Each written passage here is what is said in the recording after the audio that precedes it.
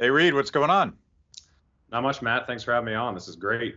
Yeah, we've been trying to do this since we were hanging out together at Pork Fest in New Hampshire in July, so it's kind of cool to finally connect and have this conversation. Yeah, well, you can only keep the mustaches and the liberty movement apart for so long. So, John Stossel, you're next if you see this. Yeah. Yeah, you conducted I feel like a very biased poll on Twitter because there were a lot of people that were giving Stossel the shout out, but I feel the real fight for the most epic Liberty mustache is either you or me. I don't know. I don't know. I mean, I'm biased. I think it's me. Yeah, well, you keep distracting from it with, other facial hair. You used to have just the mustache, but you Yeah. keep like a beard and, doing stuff. So I don't know. That's a little bit of a problem probably, but Yeah. Yeah. I'm sometimes I'm off my own brand because I don't have a brand. So, but you've but had your thing for a while now. Is the stash the brand? I guess, I mean, I started my podcast last May. And what I have been doing for the last several years is I grow a beard in the winter and then I would shave it off in April or May. And I was just standing in front of the mirror and started shaving, and I just thought it'd be funny to leave a mustache for once. And then I was like, hey, that actually doesn't look that ridiculous, and it's kind of hard. I mean, as you know, like I feel like not too many people actually look good in a mustache. You kind of have to have the right face for it. And then I was just like, yeah, that kind of works. And it was at the same time I started my show, so it just kind of became a thing. Last winter, I did grow the beard out again, and I probably will this year. And that way people can anticipate the spring for the return of the stash. It was kind of a big thing this year when I brought it back. So I think I'm going to keep doing that. No shave November, go back to the beard, and then keep it till the spring and get everyone excited again. So you're thinking like a huge cultural event every spring, like where people sort of wait for this. Yeah, I mean, maybe people don't have enough to entertain themselves with anymore, but they do care about this type of shit now. So it's kind of weird. So, Yeah. you got to run with it when you captivate an audience. Yeah, you were talking about this, and I definitely want to talk more about Tulsi Gabbard, a candidate that you supported in 2020. But you touched on something that is true not just of politics, but I think of all sort of public life, that your appearance and certain things about you ultimately end up being more important to people than what you have to say and whether or not you know what you're talking about. And that may be a bad thing, but it's also just the way it is. Yeah, it's been a hard thing for me to process because I really want people to care about what people are saying instead of, if they're hot or a cute old man or whatever. And I feel like the last time we saw that was with Ron Paul. I mean, people really liked him because of what he said. There wasn't really any, I mean, if you looked at his campaign posters, they were all about things he was saying. It wasn't like Bernie Sanders' hair or, Tulsi Gabbard's white streak in her hair, or, like whatever people use. It's always some quirk about their physical appearance. But with him, it was just like, wow, this guy is honest and just says whatever he thinks, regardless of whether or not it's popular. So I really want to see that come back. But I've realized if that doesn't have a resurgence, then we have to actually hijack personalities or facial hair or whatever it is to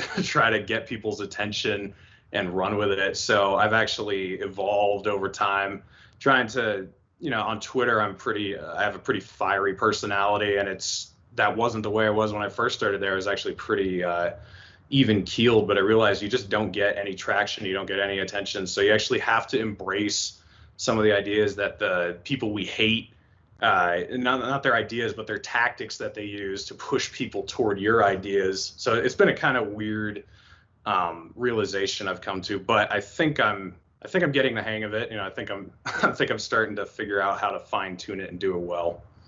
Yeah, like to me, like Ron Paul's sex appeal was the fact that he was the same guy he always was. And in that case, his gimmick, which isn't a gimmick at all, is authenticity. It's a buzzword, but I think the reason that people were into Ron Paul is like, wow, I've never actually heard a politician tell me the truth before. And I may not like the truth, but he's saying it. And I think that's refreshing relative to everything that I've been spoon-fed my entire life. So I think I'm hoping for the counter-revolution where ideas and values and telling difficult truths can be a thing, but it's all wrapped into this pop culture package, and we'll have to work our way through that. But I want to start, like, there's a bunch of stuff I want to talk to you about, and I definitely want you to sort of introduce yourself to the folks in my audience that don't know you yet. But I was thinking, I think it was yesterday, I read this old interview with one of my childhood heroes, a guy named Neil Peart. He was a drummer for a band called Rush. And when I was a kid, I sort of looked up to him, and I took some leads about how to live my life from him. And he was giving this interview in 1997 in an old libertarian magazine called Liberty. And he was, he started off loving Ayn Rand, and he went through his objectivist phase. And definitely in 1997, he's still a pretty hardcore libertarian, but he was complaining about the movement. And he might have been talking more about objectivists than libertarians, but he said something that was sort of profound in its simplicity. It's like, I get frustrated because all of these libertarians spend all of their time intellectualizing and telling other people how to live a good life, and I'm paraphrasing, instead of actually going out and developing a skill and learning a craft and working really hard and doing something and sort of living your values through what you do. And I was thinking of that in the context of our conversation tonight, because you have a day job, right? You actually do something. You drive an 18-wheeler, is that right? Yeah, it's actually got more than 18 wheels because I'm a heavy haul truck driver. So but I move heavy equipment around the western states. So how many wheels is that? Like, how high can we go on this thing? Actually, I think it's 50 is the most wheels I've had at once, right? That's 11 axles. So no, 40 wheels. I've run 40 wheels at once. Oh, wow. 236,000 pound gross weight. Moving, the stuff we move out here is crazy. I'm from the East Coast, but out here, they just throw it on and go. I mean, back east, you wouldn't fit under the bridges, you wouldn't fit around the corners. And when I came out here, it's pretty intimidating, but you just throw one piece at a time on and you go, and then you graduate to the next biggest thing and you go, and you just keep going until you're moving stuff that you're like, wow, a year ago, there's no way this would have been possible. But it's crazy, man. And sometimes you do your vodcast in the cab of your truck, right? Yeah. So I actually started the podcast in between jobs because I used to live in New Hampshire, and then I decided to quit. I was doing power line work out there, and I had a CDL to drive the bucket trucks around, and we did have one tractor trailer where we moved some heavy equipment, but I just wanted to get out on the open road and drive all the time. So I quit my job in December of 2019, and obviously didn't know that the COVID hysteria was on the way. And I was doing a bunch of different job interviews in Western states, and then suddenly COVID hit in March and everything fell through the floor. So I was actually hiding out at my aunt and uncle's place in the mountains in Colorado. They were building a new house up there. And that's when I started my podcast, because I was just kind of had a bunch of free time and was alone, and started doing it there. And then I got a job in Utah. And then once I had the job in Utah, I just started doing it out of the cab of the truck when I was on the road. And the first time I did that, I realized, wow, this actually adds a different level of grit to the podcast, instead of always doing it in a studio. And so then I started occasionally filming, like, hey, this is what I'm hauling today. I'd walk around the trailer, show everyone the bulldozer or excavator or whatever is on the back. And I've tried to make the podcast a journey, where the audience can kind of come along with me, see what I'm doing. And it's like you said, libertarians have not connected with the working class very well. And even the people who try to, it's very rare that you actually have someone who's doing a podcast or writing a book or doing speeches who's actually a blue collar worker themselves. They might be able to resonate with them. But I thought it would be cool to actually have a guy who's on the road, working all the time, who's paying attention to what's going on. So I'm almost like the opposite of most podcasters, because most of them are, intellectuals in the theory world who are trying to connect with the everyday people. And I'm almost the opposite. I'm one of the everyday guys who tries to connect with the intellectuals and then show the people around me like, hey, this is, you know how you hate the DOT screwing up your day and passing all these dumb laws and making your job harder. This is why that's happening. Check out these guys. So I'm kind of like a bridge, and it's been pretty cool. I think I kind of filled a void that wasn't really there. Do you think, I believe, and you may totally disagree with me, but I believe that there is sort of a part of our genetics as Americans, and maybe as human beings, but definitely Americans, is there's a liberty thing in there. We have an instinct. We have a gut sort of craving for liberty. Do you see that when you're hanging out at a truck stop and just with random people you talk to, or do you think that I'm hopelessly naive and we're all screwed? I think there's a desire for it, but not a drive for it. So they like the idea. It sounds cool. It sounds sexy, but no one's willing to change anything about themselves to get there. Where we used to not be that way at all. We used to be very driven for change, for opportunity, for liberty. We'd move across the country. The pioneers pushed west. People were always advancing with science and technology, but it's kind of died. Comfort has become king, stimulation over fulfillment. And I've tried to live the very opposite way. I'm kind of a minimalist. I'd rather have a life full of experiences with very little stuff, because when you die, who cares about how much stuff you've accumulated and how comfortable you've been? I want to be remembered for what I did, and I want to be an influence on other people, try to change the world while I'm here. And I do find that that's really not that's not the overwhelming consensus among people. I think they really have kind of adopted a Brave New World outlook on things. It's all about what is going to make me happy in the moment, not what's going to make me happy farther down the road, what's going to be consequential for the long term. It's all about, am I stimulated right now? And I think that is probably the biggest threat to liberty, because that's how they always take it from us. It's always instant gratification. Are you scared of this right now? Well, let us do this and we'll take that fear away. So I think that's apathy is one of the biggest enemies we have to beat.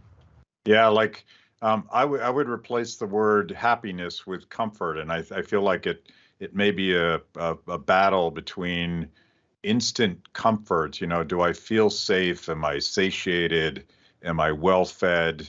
Do I have to work, or can I just sort of glide along through life?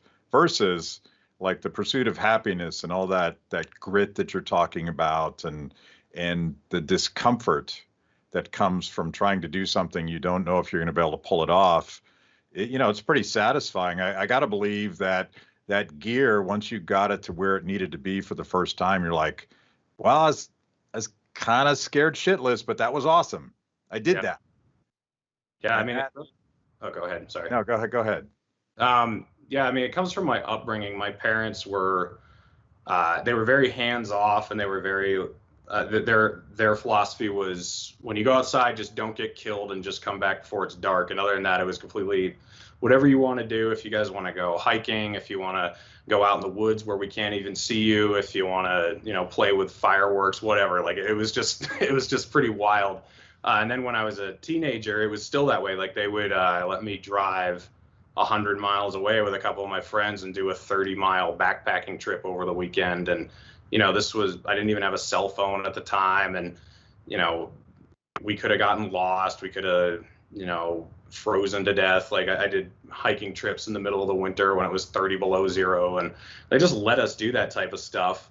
And I feel like where this is all killed is when people are being brought up, because parents are so overbearing. They're so worried about safety. They're so worried about coddling their kids that when kids are becoming teenagers now, they're not thinking about what adventurous thing can I go do, because they've just been sheltered from that their entire lives. Because sometimes I would take people who were teenagers hiking, or would go jump in the pool at the waterfall where it's a 25-foot jump or something, and everyone's just terrified. Like, what are you doing? This is so insane. Where I feel like 40 years ago, that was kind of more the norm. That was just what you did when you were a teenager and a kid growing up. But I don't know, man. I just think it's parenting is where it's gone wrong, and just overprotection from a really young age. And then it's just, all the institutions have become that way too. It's all about safety, and it's not about living to your fullest potential and taking risks anymore. And that's really what, capitalism, libertarianism, freedom is all about. It's all about taking risks. It's all about open-ended questions, not knowing where things are going to go. And we've been taught to fear that. Yeah. And I actually, in the context of COVID lockdowns and zero COVID and all of these insane things that you and I and a bunch of our colleagues have been railing about, I call it safetyism. And it's this idea that you never have to feel uncomfortable. You never have to be scared. And they almost suggest that you're never going to get sick and you're never going to die. And of course, that probably is not true. But it's I don't know if it starts with parents or if it starts with culture or government, because more and more, and this is something I'm sympathetic sometimes, or at least I try to interpret some of AOC's comments sympathetically, particularly though, she talks about never growing up with prosperity when she was a kid, even though she, by any measure in human history, she was one of the most prosperous teenagers in the history of the universe. Mm-hmm. And she talks a lot about dignity. And I feel like in some ways capitalism has created so much prosperity and essentially eliminated the fear of starving to death, which was the human condition for the entirety of global history. We have this new problem where people that don't have to get up in the morning in order to eat and go work and struggle and hopefully make it through the day, that they now have this identity crisis where, who am I? Do I matter? How do I find dignity in life? And so hopefully it goes full circle where people actually once again discover that there's actually dignity in work. There's dignity in self-reliance and taking responsibility, failing, all of these things that apparently we're not allowed to do anymore. I feel like humans without those things are not really human anymore. Yeah, I mean, when you take failure out of the equation, which if you boil everything you're talking about down, it's ultimately failure. Danger is failure to be safe. Dying from COVID is failure to comply with, whatever regulations or whatever. Failure to win in a baseball game, so then you have participation trophies to make everyone feel better. So there's no such thing as loss anymore. Like that's what we're trying to get rid of. We're trying to get rid of the idea of loss, where loss is actually a large part of capitalism. Like last year when all these bailouts were happening, and not that they've stopped, but when they started happening big time, a lot of people were saying this is capitalism failing. And I remember screaming like, no, that's not true. This is us not letting people fail, which is part of capitalism. Like the whole idea of capitalism is the risk that you're not going to succeed. It's not guaranteed success. It's not guaranteed wealth.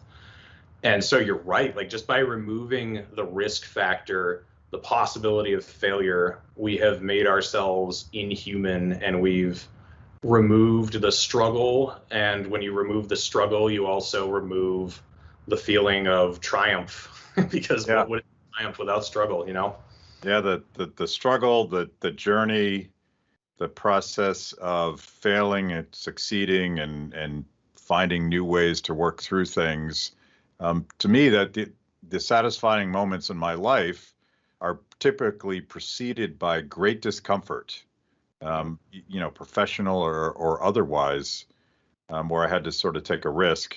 I'm thinking of another guest I had on my show. You may or may not know him, a guy named Matthew Crawford.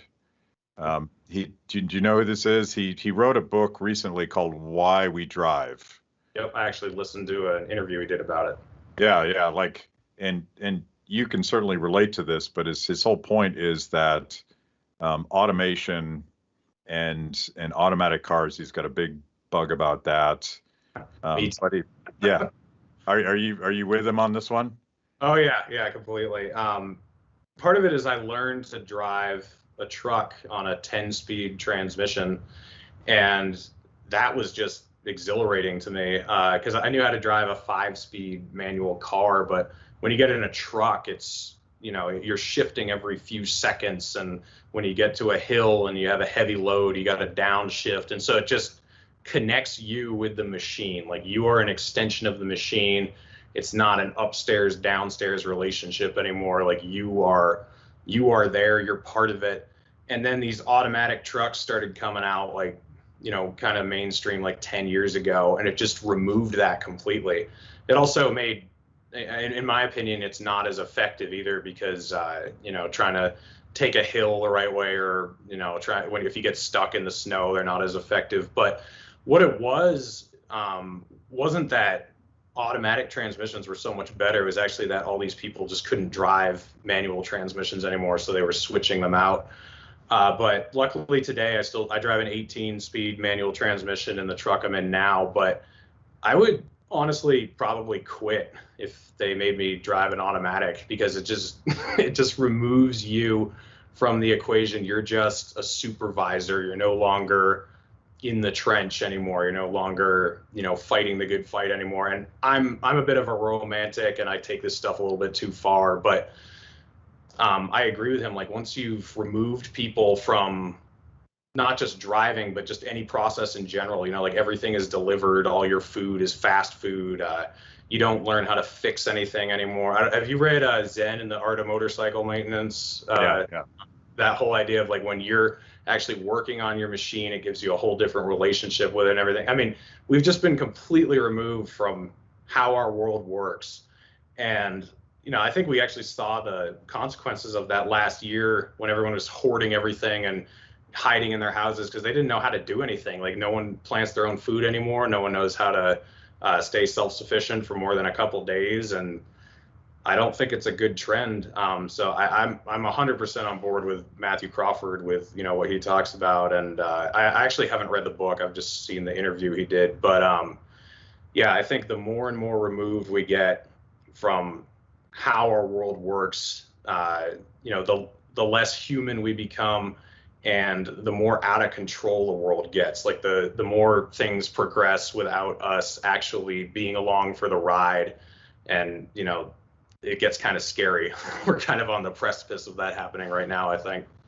Yeah, like he talks about science fiction movies, and sort of the most dystopian stories are always ones where humans have been relieved of all their responsibilities, and at that point they're sort of like vegetables or automatons. And the most extreme example of that might be in the Matrix, where you're all plugged into your, like, food pods. Yeah. And if we're to believe that the goal in life is to be safe and well fed, you might as well go into the Matrix, right? Because you're safe and well fed. You just don't have a life. You're not a human being anymore. And that's probably, like, that's one of the stories we probably need to tell to young people who are trying to figure out where they belong in this sort of left-right tribal thing that we're doing right now. And everybody's hungry to find something else. And one of the reasons I want to talk to you is you're one of the young people. How old are you? I don't even know. 27. I could be 20 to 45. That's what everyone thinks. So yeah, so you're kind of an old man at this point, but we'll pretend that you're still young. All right. And that you're sort of my guinea pig for how young people might be turned on to what J.P. Sears calls dangerous liberty, right? The danger of failing, the thrill of succeeding and accomplishing and doing something. That is the alternative story to people, primarily the woke left, but I get some of this in the authoritarian nationalist right as well. This promise that elect me and I will make you safe. I will take care of you, a chicken in every pot. It's the same story told different ways. And I wonder a little bit about your journey to discovering liberty, and somewhere along the way you ended up working for Tulsi Gabbard's campaign, and now you're a big L libertarian. Tell us a little bit about that journey. Yeah, sure. So I feel like most people come to liberty intellectually through reading books, watching documentaries, listening to podcasters. It really wasn't that way for me. I started working I started working full time during the summers when I was 16. I was working 45 hours a week at a lumber yard. And then when the school year started, I'd work 2 hours after school every day and then all day Saturday. And then, just went right into the workforce out of high school, working 50 hours a week. Moved out of the house when I was 18, and, just was making six figures by the time I was 22, I think. So I've always been in the workforce and in the real world, like seeing how things work. I didn't have this college phase that most people have, and where most people become socialist at first and then they slowly start discovering, oh, I don't think this, like I was one of the only kids in my class who had to pay for the fuel, insurance, and maintenance and registration and everything on my own car. So I was a capitalist from pretty early on. And Rand Paul in 2014 caught my attention when he was filibustering John Brennan's nomination for CIA director. So I started following him pretty closely. And I had been kind of a neocon Republican growing up, like a really hard right evangelical type of guy. And I started moving away from that once I got out of the house. And then he started really pulling me into the political liberty movement.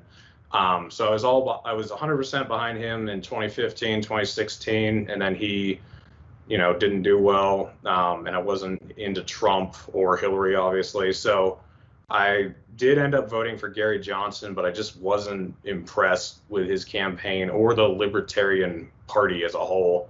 So I actually, through 2017, 2018, 2019, I didn't even refer to myself as a libertarian. I would tell people I was an independent just because I wasn't impressed with what the Libertarian Party or even like the libertarian movement stood for, because the libertarian movement sort of embraced Trump a little bit in 2016, and then the other half of it just kind of fell apart and didn't do anything. So I didn't really look at that as a banner that I wanted to pick up, even though I agreed with the sentiments of, like Rand Paul's run.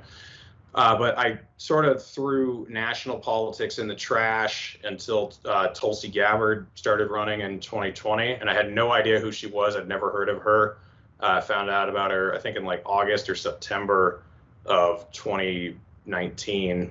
And, she was the closest thing to me that was running for president.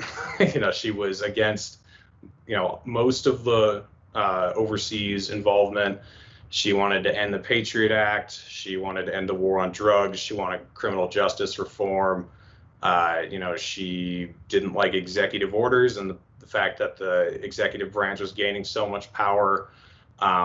So I definitely disagreed with her on several issues, but she was running a pretty principled campaign on issues that I really cared about. And I never really thought she could win, but I thought, she can really push the Overton window in the right direction on a few of these issues. And like you were saying earlier, it doesn't really matter what someone actually stands for as much as it does what people think they represent. And even though she had a bunch of views I disagreed with, like if you ask people, what is Tulsi Gabbard, everyone would say, oh, she's the anti-war candidate. So, her Medicare positions or gun control positions, first of all, wouldn't be things that she would have control over if she got elected. but it's also not what anyone thought about when they heard of her. They thought, oh, this is an anti-establishment, anti-DNC, anti-war Democrat. So for me, that was enough to support her for president. And I lived in New Hampshire at the time, and she spent like 90% of her time there. So I actually got to meet her several times, talked to her quite a bit. I was pretty close with the campaign, and it just really red pilled me to how evil the Democrat establishment is. I mean, they were so bad to her, and I knew they were liars, and I knew that they weren't on our side, but I didn't realize how friggin' evil they are. It just made my blood boil. And they just straight up removed her from debates that she qualified for. They had Mike Bloomberg and I think it was Michael Bennett, who was polling at like less than 1% in New Hampshire when she was polling at like almost 8% at one point. And then they wouldn't let her on the debate stage, and they let them on. And there's just like all this crazy stuff that made me really realize how evil everyone who's running the show is. So then after she, dropped out and endorsed Biden, I was like, okay, I guess I'll give this stupid Libertarian Party thing another look. And that's when I started my podcast in May of 2020, and I was just kind of all on board. I was like, look, this is a kind of a joke of a party, but it's all we got. We got to do something. So I interviewed a bunch of candidates who were running for office all around the country in the Libertarian Party, and just tried to draw attention to them. And I just didn't get much traction until the beginning of this year when I came across Dave Smith's sites, and he really liked what I was doing. He liked that I was trying to focus on, big tent issues that bring people together and kind of put the petty stuff aside. And then he started promoting me. And from there, I just kind of got where I am today. Just, once one person promotes you, another guy sees you, wants to have you on, talk to you, and then your brand just grows from there. It's been really amazing and surreal. And I'm grateful to everyone like you for, bringing me on and letting me talk. It's really cool. So you brought up something that I want to go back to, because I've been struggling with how to sort of explain this and create some system to this theory that I have without sounding like a total tinfoil hat wingnut. But the way that the corporate media treated Tulsi Gabbard was clearly a collusion between the political machine, in this case, the Democratic machine, but I think we could actually call it just the political machine, and corporate media, because the game was rigged in a way, exactly the way we saw the Republican Party treat Ron Paul before that. And until this moment, it didn't remind me of exactly what you see with the ongoing conversation about COVID, like what we're allowed to say on social media, what we're not allowed to say, and who might be the sort of string pullers that are telling the media what that is. And think about the big advertisers in political campaigns of the Republican and Democratic parties. So that's their masters, right? They work for those guys. And in the context of COVID, it might be pharmaceutical companies, but it also might be government itself. I mean, I think the last COVID bill, I can't keep track, but the last COVID bill had like $1 billion for education about vaccines. So maybe this is just public choice theory 101, where the media is in cahoots with the interests that control the process, whether it be the Democratic Party or Pfizer. I don't know what it is, but it seems like it explains how all of this is directed in a certain way, because it's more profitable. Yeah.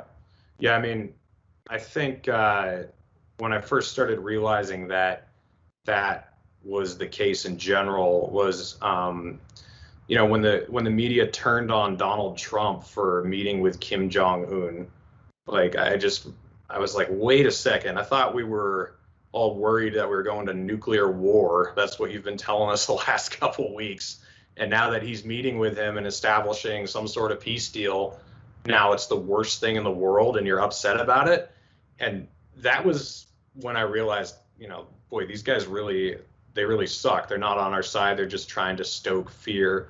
And then after, being on Tulsi's campaign, it was just blatantly obvious. And I think that, when people describe the cathedral or whatever, this cabal of, big government, big business, and big media that just feed off each other and create these cycles where they just give more power to each other. And we've seen that every time there's been a crisis, because when things are scary, the government can take away your rights, the media can get a bunch of ratings, and then big businesses tend to profit. And that it's been extremely explicitly that way with COVID, because the media can get a bunch of ratings about scaring people about how many people are dying, and then big businesses, can crush small businesses because they can stay open while small businesses are forced to close, and they get all sorts of bailouts and everything. And then the government, is passing all this stuff about how they can track you more, and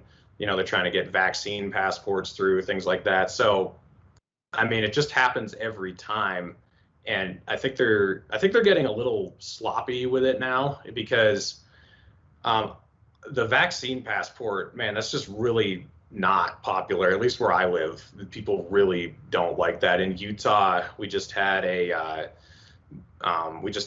protest in front of the business interim committee for Utah because they wanted to hear what the citizens of Utah thought about mandatory vaccinations, and almost 1,000 people showed up, and only a few dozen people supported it.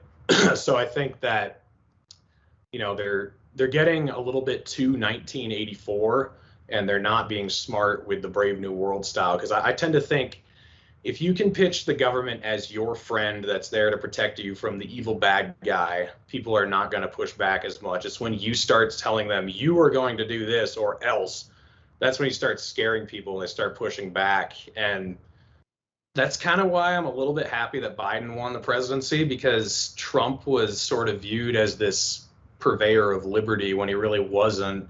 And the frog could, slowly get boiled without jumping out of the pot. But the frogs are jumping out of the pots everywhere now because Biden is kind of dumb, and so is his administration. And they're just saying blatantly authoritarian stuff that is scaring people. And I actually think that's good, because people are pushing back, and you're seeing governors start to defy federal mandates, and you're starting to see states want to take their power back. And I don't know if this would have happened otherwise, So I'm actually a little bit of a fan of the craziness that's going on, because normal people see that and they're like, no, I don't want this.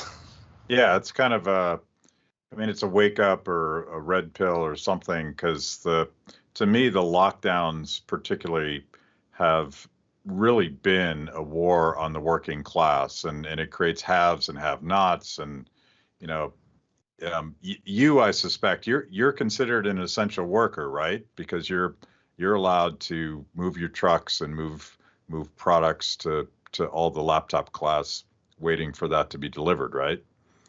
Yes. I don't move groceries or supplies or anything. It's all heavy equipment. But with the booming housing market and everyone moving out of the cities and all these subdivisions going up, we've been moving heavy equipment like crazy because they need it to build all these new houses and everything. So yeah, I haven't lost any business since I got the job. I've been working, 60, 70 hours a week, pretty much straight through the whole thing. But I always like the logic of lockdowns. People have to stay at home to keep each other safe, except for the people that have to produce and deliver the things I need to live safely in my home while I work from my laptop. And it's such an elitist, anti-working class attitude. And now you have this wave of nurses and other people working in the trenches that are either being fired, being intimidated to leave, or are going to be fired. To me, that's got to be sparking a counter-revolution, where people that didn't used to care about philosophy or values or politics, well, they always cared about values, but they didn't think politics was in any way relevant to them. It seems like a wake-up call, and it suggests to me a new coalition that libertarians, small L, big L, whatever, could could step in and say, hey, we got this thing. It's called freedom, and the freedom to do what you want as long as you don't hurt people or take their stuff. It strikes me that in some ways, unfortunately, all of this chaos creates a moment, an opportunity to turn people on to this new idea. Yeah, I mean, I think the least effective thing we could do right now is argue over privatizing traffic lights or getting rid of driver's licenses, or even like, I mean, I think immigration is an important issue, but to argue over like open borders, to argue over doing it right now, like, I mean, it's so far down the road, like talk about things that are applicable to what's happening right now. What can we actually get done now? How can we move the needle in the right direction? And talk about the things that people care about. Like, people really care about medical freedom. They really care about having the right to make their own decisions about their own bodies. People really care about their business being allowed to be open. People really care about their money being taken from them and sent overseas to Pakistan and Israel and Saudi Arabia while we're stuck in our houses. Like, all this stuff really matters to people. And so that's what we should talk about and show them that we have solutions for it. But libertarians need to get out of their own way, because it's sexier to talk about the fringe issues and show like how principled you are and how perfect and thought out everything is, instead of saying, well, you know what, we could move this issue in the right direction right now, and we might have to work with the Republicans, or we might have to work with the Democrats, or maybe this governor that we don't like is going to do it, or maybe this congressman who we really disagree on this issue is actually going to push this one particular issue we like. But I mean, you just got to get over it. Like, you got to be pragmatic and realize, how is liberty going to be achieved in my lifetime in any way? Because we like to think that there's just going to be this moment where everyone realizes, oh, freedom is better, and the state's just going to dissolve, and everyone's going to be happy, and we're all going to respect property rights, and we're going to live in Ancapistan. And I don't know how anyone could honestly think that after watching the last year and a half, because to me it's very obvious people are extremely susceptible to authoritarianism because they value comfort over everything else, and authoritarianism provides immediate comfort. So, you gotta connect with people where they already are and then bring them your way, instead of standing over here and screaming at them about how stupid they are, because they're never going to listen to you. And that was actually what I really liked about Tulsi Gabbard, is she was good at doing that. Like, libertarians could learn a lot from her style of meeting people where they are, talking to them like they're human, and then trying to form some sort of relationship with them. I think that's 100% what we got to do. A lot of the issues you mentioned, lockdowns and essential versus non-essential workers, vaxports, being mandated to get vaccinated in order to keep your job. These are all like super big populist issues, right? They also happen to be super fundamental core values of libertarianism, that you don't do that to people. And I know some libertarians sort of freak out about the P word, populism, but I think liberty should be popular, and I think we can sort of step in this moment and offer an alternative to this intolerant authoritarianism, wherever it comes from. Right now, it feels like it's all coming from the left, but I think it can come from both sides. And I wanted to sort of wrap up with a conversation that you had with Dave Smith that I thought was pretty important, about tolerance. And you look at the tribalism, red versus blue, conservative versus liberal, and in their worst representations of those tribes, it's all about my values, and I'm going to use the political process to destroy anybody that disagrees with my values, like personal values. How do I live my life? Who am I going to marry? Where do I go to church? Do I go to church at all? And it strikes me that libertarians have the magic solution to this, which is the word tolerance. Expound on that. Yeah, so the left likes to think that it's tolerant, but they're not. They want you to accept everything that they believe as truth. And, some libertarians sometimes fall into this trap too, but they don't, there's a difference between acceptance and tolerance. I don't have to accept your worldview. If I'm an atheist and you're a Christian, I don't have to accept what you believe as true. You don't have to accept what I believe is true. We just have to tolerate each other. We just have to not hurt each other over it. We have to understand, like, you have the right to believe what you want and you have the right to live the way you want, as long as it doesn't infringe on my rights.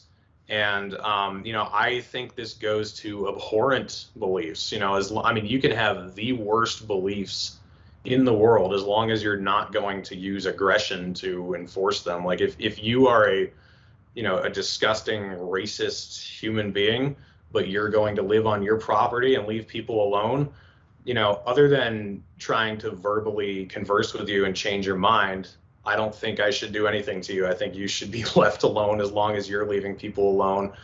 There's just this thought policing going on, and it does come from both sides. We saw it like 20 years ago more heavily from the right. It was like the anti-satanic or anti-Muslim, and that whole movement. And nowadays it's more from the left. It's accepting people who are transgender, whatever. And I'm just we don't have to accept any of this stuff. Like, you can have your beliefs as traditional as you want them, or as progressive and new age as you want them, as long as you're just going to let people live the way they want if they're not hurting you. And I think that just really had to be explained for a lot of people, because there's a disconnect there. They just can't fathom letting someone say horrible things that they disagree with. But I think we have so much tension now because there's so much control. I mean, everyone, like you said, it's all about using political power to punish your enemies once you're in charge. That's why the tension exists. There isn't, Dave and I have talked about this a lot. There isn't a lot of tension with religion. And even though that's like a huge disconnect people have, the state doesn't dictate religion. There's no requirement that you have a certain religion. So you can believe someone is going to burn in hell for disagreeing with you, and then the other guy can believe that you're delusional. But it doesn't matter. That's like the most fundamental disagreement you could ever have. But since there's no controlling force dictating how you believe, that's an issue that can just get swept under the rug.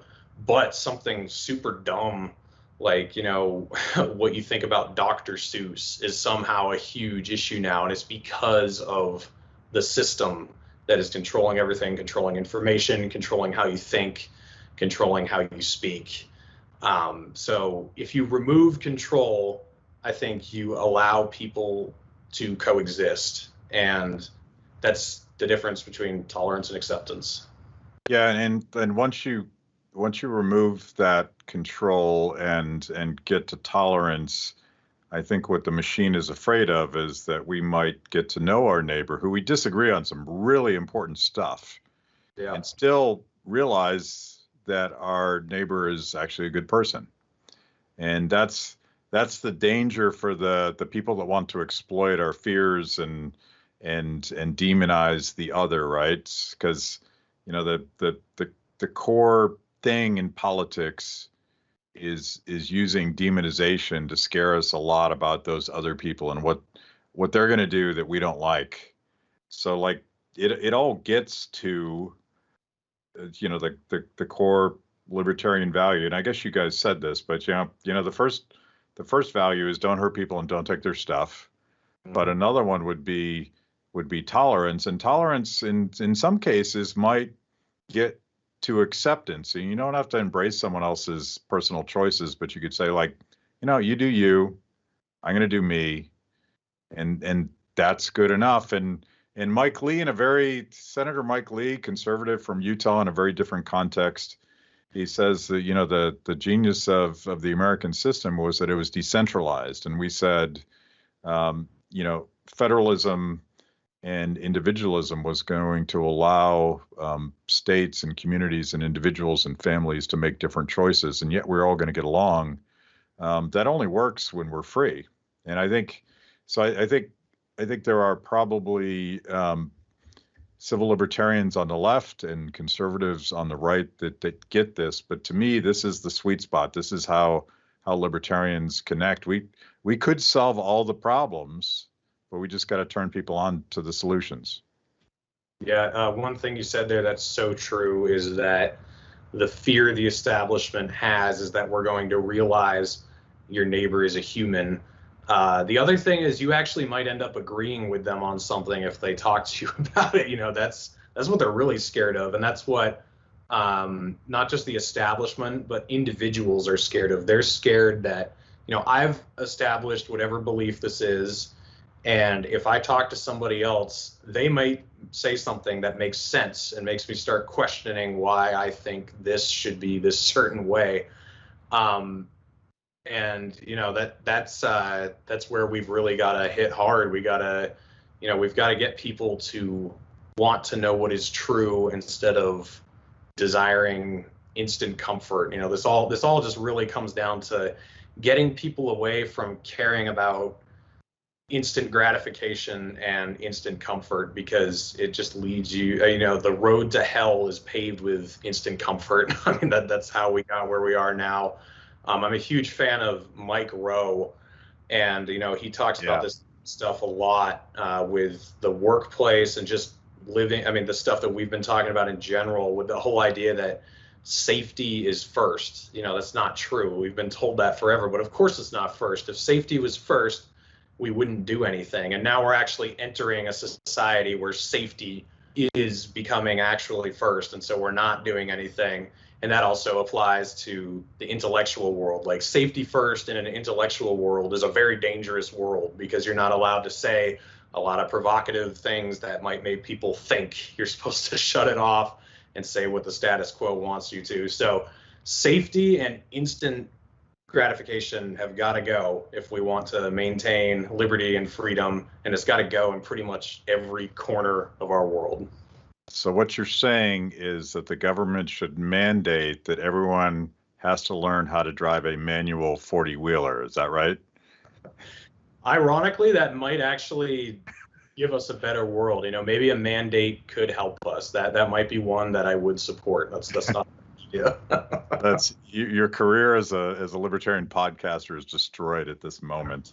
How do people find more of your stuff? How do they find your podcast and the other things you're doing? Yeah, if you want to follow me on Twitter, I'm at Reed Coverdale, and I'm getting throttled there pretty heavily now. I've got like no interaction compared to what I had a few weeks ago, but follow me there. And then I'm on YouTube as The Naturalist Capitalist and Odyssey. And then you can also find me on audio podcasts supported by Anchor. So that would be, you know, Apple, Spotify, all those. And I typically do a couple episodes a week. I go live on YouTube and then download the audio versions a couple weeks later. I'm actually planning on having Tulsi Gabbard on sometime. This has been in the works for months, but she's really hard to nail down. But I've had a lot of interesting guests: Peter Schiff, Abby Martin, Dave Smith, Tom Woods. Hoping to have you on soon sometime. And you know, it's a good program. We talk about a lot of the stuff we talked about tonight. Talk about a lot of things people don't like to discuss because it's uncomfortable, but it's really taken off, and I'm hopeful for the future. And thanks for having me on, Matt. I really appreciate it. This is great. Yeah, this is awesome. Like the one of the best pods I ever did was with Thomas Massey and Tulsi Gabbard, which to me suggests that there is sort of this new coalition forming that's liberty-ish, and sometimes that's good enough, right? Yeah, it's better than where we're at. Yeah, throwing away the ideal to actually attain something real. Yeah, this was cool. Thank you so much. All right. That was amazing. Where can I get more content just like that? It's a great question. You're clearly a discerning consumer of the best content. Make sure to like the video, subscribe, and click the bell. And if you're consuming podcasts, go to Apple, Stitcher, anywhere you get them. I'm in. Kibbe on Liberty, honest conversations with interesting people.